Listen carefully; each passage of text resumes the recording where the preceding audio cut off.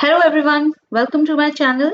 Through this video, you can quickly understand as well as note down the question and answers of Class 8th History Lesson 4, Tribals, Dikus and the Vision of a Golden Age.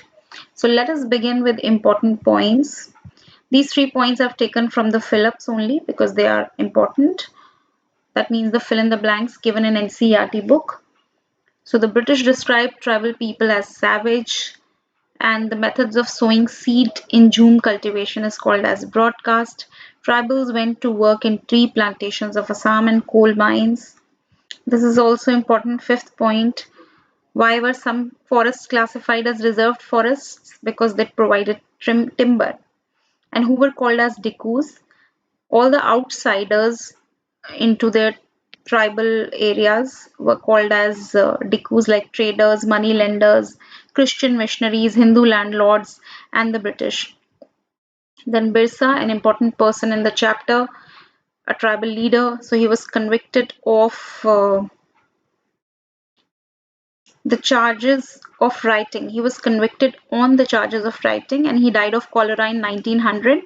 Then Khons, it was a tribal community living in forests of Orissa. I've taken some important points. Multiple points can be made from this chapter. So reading is important. Not everything can be written in notebook from the book. Question 1. First 4 questions I've taken from NCERT only. What problems did shifting cultivators face under the British rule? So British declared that the forest is a state property. They reserved some forests and tribals were not allowed to move freely into the forest area and practice Jhum cultivation. So many Jhum cultivators had to move to other areas in search of work. Then how did the powers of tribal chiefs change under the colonial rule? So tribal chiefs lost much of their administrative power that they had on their forest area, and they had to follow all the laws made by British officials. They had to pay tribute to the British. They had to keep the tribal groups under discipline. They lost all the authority that they had amongst their people, and they were not able to fulfill their traditional functions. The next question, what accounts for the anger of tribals against the Dikus? So the tribals wanted to drive out the Dikus, that means all the outsiders. Why? Because the land policies of British were destroying their traditional land system, and Hindu landlords and money lenders, they were also trying to take over their land. Christian missionaries were always criticizing their traditional culture. So tribals believed that all these outsiders are actually a cause of their misery. Then what was Birsa's vision of golden age? Why do you think such a vision appealed to the people of region? Birsa wanted to restore the glorious past of tribals by reforming tribal society. He kept on talking about the past time period, that is a Satyug, the age of truth, when Mundas lived a good life, they cultivated land and they were honest people. So he wanted people to once again work on their land. He wanted them to settle down and cultivate their fields. And why did such a vision appeal to people? Because they were very eager to lead a free life as their life was now controlled by British, and they were fed up of the colonial forest laws and restrictions. Then now extra questions which are not given in NCERT. Mention different types of activities of tribal people. So some practiced jhum cultivation, some were hunters and gatherers, some herded animals, some took to settled cultivation. Then Then who was Birsa? What did people say about him? And what problems did Birsa set out to resolve? So he belonged to a family of Mundas, a tribal group that lived in Chota Nagpur Plateau. And people said that he had miraculous powers. He can cure all the diseases and he can even multiply grains. So Birsa wanted to save his people from all the troubles, free them from the slavery of the Dikus. How did Birsa resume his movement after his release in 1897? So he was into jail and he was released in 1897. So he began touring the villages to gather support, and he used traditional symbols and language to rouse the people. and he urged people to destroy Dikus and the Europeans and establish a kingdom under his leadership. And Birsa's followers, they began targeting the symbols of Dikus and European power.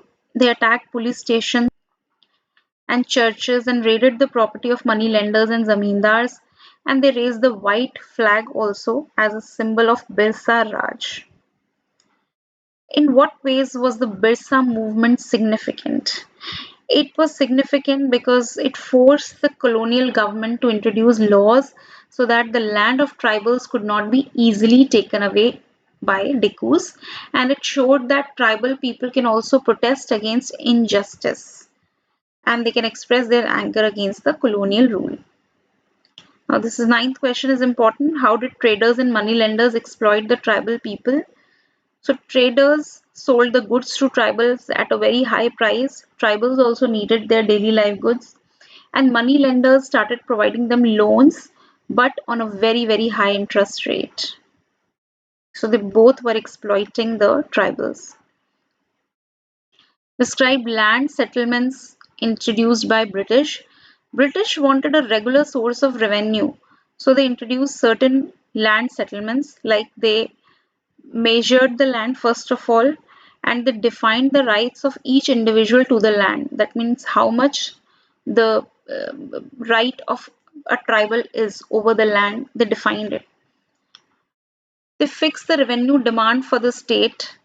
That means how much revenue will be collected by the state. It was fixed. Some peasants were declared landowners while others were declared as tenants. So those who were declared as tenants, they had to pay rent to the landowner, and who in turn paid revenue to the state. What problems did the British face after they brought changes in forest laws, and how did they solve this problem? So British stopped the tribal people from living inside the forests, and this created a problem. Most of the jhum cultivators moved to other areas in search of work. This created labor shortage for cutting of trees for railway sleepers and transportation of logs and for other types of work. So colonial officials solved this problem by giving jhum cultivators small patches of land in forest area, and they allowed them to cultivate these on one condition, that whosoever will live in the village will have to provide labor to the forest department. And forest department established forest villages in many regions to ensure a regular supply of cheap labor. Then explain jhum cultivation. So jhum cultivation is also known as shifting cultivation and is known by different names in India. Under this, the cultivators clear small patches of land, then they grow seeds and they cultivate vegetation, then they burn the vegetation and spread the remaining portion of the vegetation. That means they grow plants, they harvest it, and then whatever is left, the vegetation portion, they burn it and spread the ash from the firing. And this ash contains potash to fertilize the soil. Then they scatter the seeds on the field, and once the crop was ready and harvested, they moved to another field. And this process was cyclical in nature. After every 3-4 years, they returned to their first patch of land. So this is shifting cultivation, wherein the farmer shifts from one land to another, and the land regains fertility naturally. So that's it for this chapter. There can be lots of questions which can be formed, but I found these much enough. Thank you so much.